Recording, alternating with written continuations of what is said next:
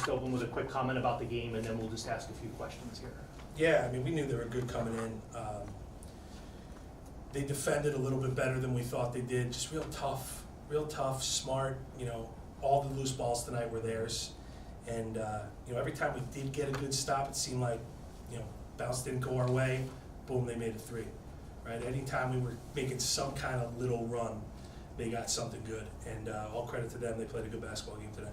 Early on, both teams a little bit jittery. First couple minutes, I think there were like 5 turnovers in the first 2 minutes, and then like you said, like they kind of almost stabilized just a little sooner. Was there anything in particular that you saw from your team, like, hey, we need to really settle down here and get this going early on? That was. Well, I mean, early on they did a great job of keeping the ball out of his hands, and you know, all year long he's been really, really unselfish, and that's why we've had a nice year, right? And our role guys have stepped up, made shots when they needed to. And I think early on we talked about it at halftime. I said, Ham, we can't go through another half with you taking 3 shots here, buddy. We got to get you going. Got to make sure that you know, no matter what kind of defense they're throwing out at you, you know, you got to go down swinging.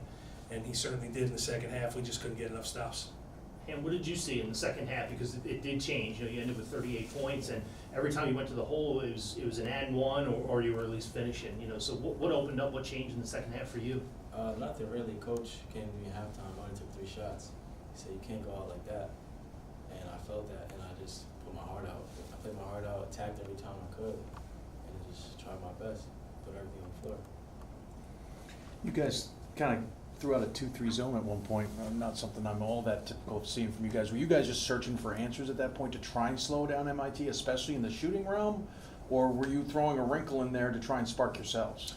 Dave, this has been a real different year for us as far as how we defend. We usually, like you said, we usually press. Yeah. We usually play 10 guys. We usually go all man, right? We need to keep this guy on the floor as long as we could. Most nights, along with Summers, 23. So we didn't have the depth due to a couple injuries and such that we've had in the past. So the zone wasn't a wrinkle. It's something that we've done a lot.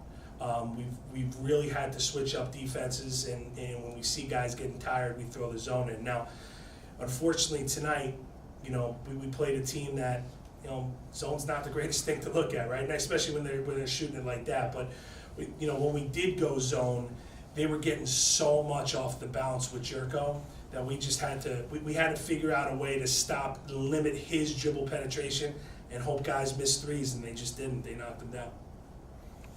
You talked about the only 3 shots first half, obviously much better second half, but a lot of your other teammates didn't seem to be able to have the same shooting success you had. Does that put more pressure on you? Did you feel like you had to get it done at that point? I just do whatever it takes to try to win a basketball game, and that's what I did tonight, and we just ended up losing. Yeah, he's been all year. I mean, you look at his statistics, right? Scoring statistics, but he's still, I think, top 15 in the country in assists, right? He's a guy, you know, of any guy I've ever coached, he is team first. He's never me. He's uncomfortable as can be standing up here in front of you guys right now. He doesn't say much. We could barely get anything out of him, but you know, he's, you know, you want to talk about a competitor and a guy that I've been real proud to coach. And you know, I've told him this a bunch of different times. Forget about basketball, classroom stuff. There's not a person around that can say a bad word about this guy. His teammates love him. I mean, how many guys can go out and take 22 shots and his teammates are still going, keep shooting more, right? And because they know he's all about team. And he had quite a second half tonight. It was pretty impressive. What do you have at halftime? 8. 8 at halftime. Yeah. Finished 31 in the second half. Pretty good.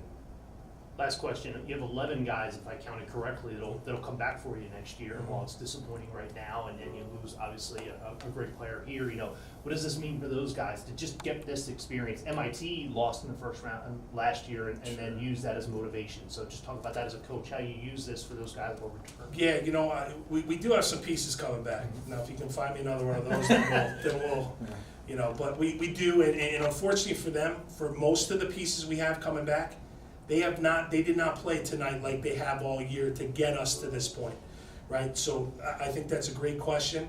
I think they saw what tournament toughness is, right? I hope they learned from that. Every loose ball seemed to be MIT's, and not because it bounced their way, because they went and got it. And hopefully our guys, you know, remember that and feel that, and we do have a bunch of guys coming back, and, you know, if a game like tonight, seeing these guys, the way that they played, their size, their strength, if that doesn't make them work hard, then, you know, I don't know what will. Okay, great, thank you so much. Okay, thanks, guys. Yep. Yeah, appreciate it.